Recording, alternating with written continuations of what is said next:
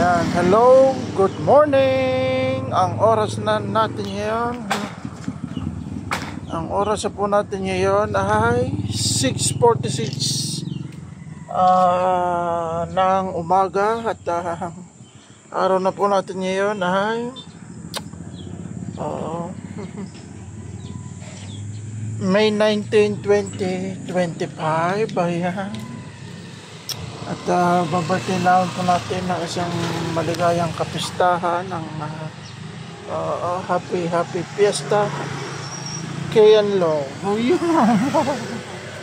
Barangay Kianlaw, happy fiesta. Ayan. Naway magmasayahan yung kapistahan yun.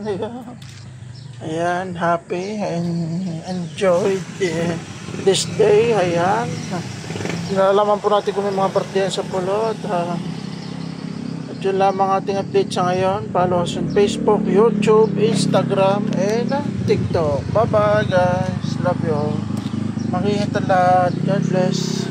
Bye.